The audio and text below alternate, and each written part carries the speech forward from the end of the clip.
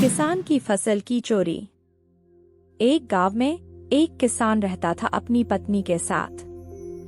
वह लोग खेती करके अपना गुजारा करते थे। इस बार उनका फसल बहुत ही अच्छा हुआ था। शीला, मेरे पास एक अच्छी तरकीब है।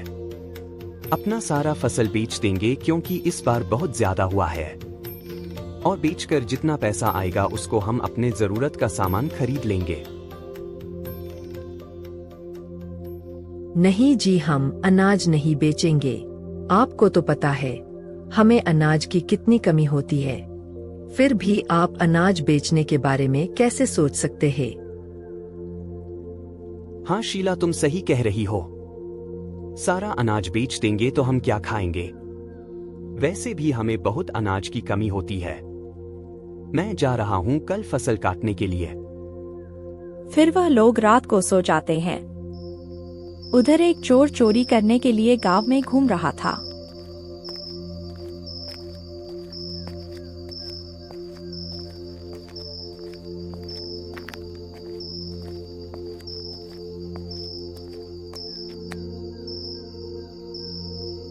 फिर वह घूमते घूमते रामू के फसल के पास आ जाता है।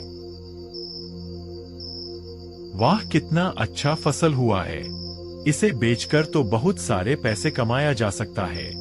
आज रात इसे लेकर जाता हूँ और कल सुबह सुबह जाकर बेच दूंगा।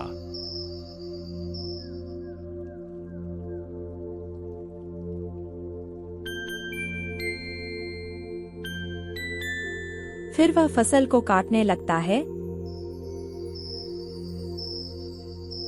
और कुछ देर में सारा फसल काटकर बहुत खुश हो जाता है। चलो, फसल तो कट गया। इतना सारा अनाज को बेच के 6-7 महीना तो आराम से कट जाएगा। फिर वह वहां से फसल लेकर चला जाता है।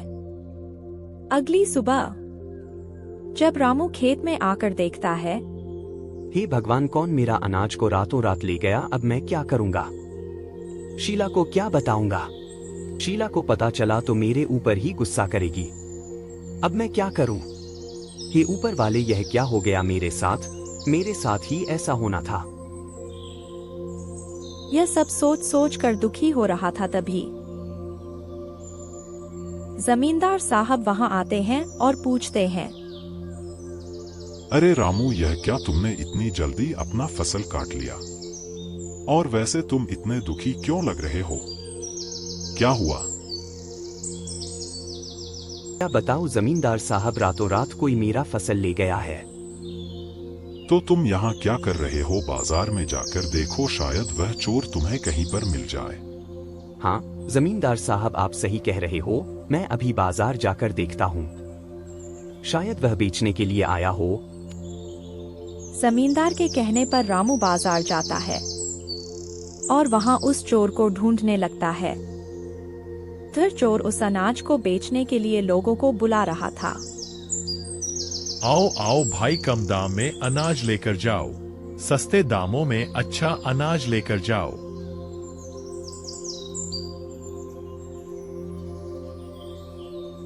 क्या भाई, कहाँ से अनाज चोरी करके लाई हो क्या? इतना कम दाम में बेच रहे हो? क्योंकि अभी तो किसी का अनाज नहीं हुआ है, तो अनाज तो महंगा होना चाहिए। खरीदना है तो खरीदो, वरना अपने मनहूस चेहरे को लेकर यहाँ से चले जाओ। मेरे बारे में ज्यादा ताका झाकी करने की कोई जरूरत नहीं है।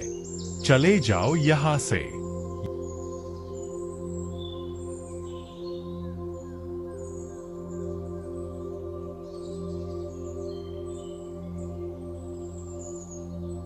चोर उसे मनहूस कहकर वहां से भगा देता है।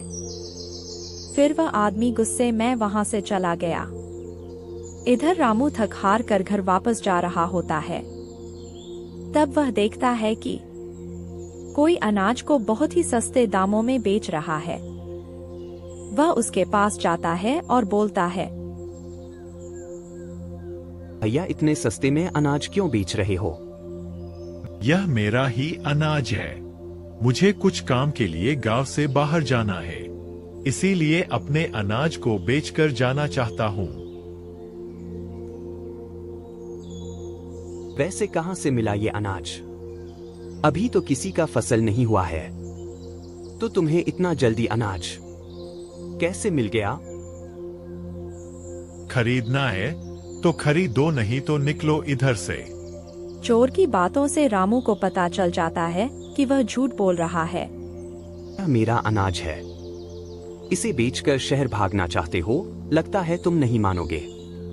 तुम्हें तो मैं बताता हूँ। अरे सुनो भाइयों, यह देखो, यह मेरा फसल चोरी करके यहाँ बेच रहा है और सब कुछ बेचकर शहर भागना चाहता है। इतना बोलकर रामू उस चोर को मारने लगा और वह चोर भी रामू को मारने लगा। इतने में ही कुछ लोग रामू की मदद करने के लिए आ गए। फिर सबने मिलकर उस चोर को मारा।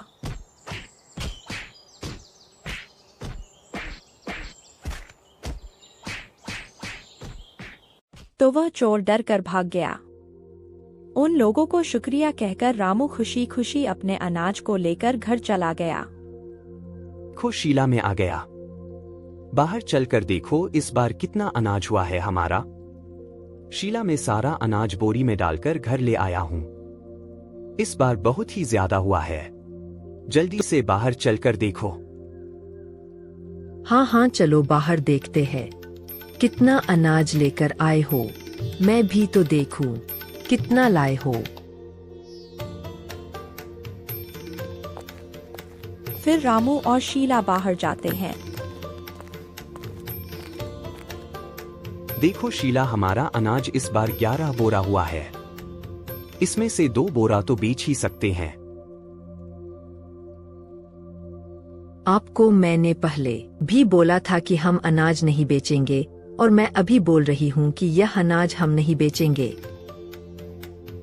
हाँ शीला, जैसी तुम्हारी मर्जी।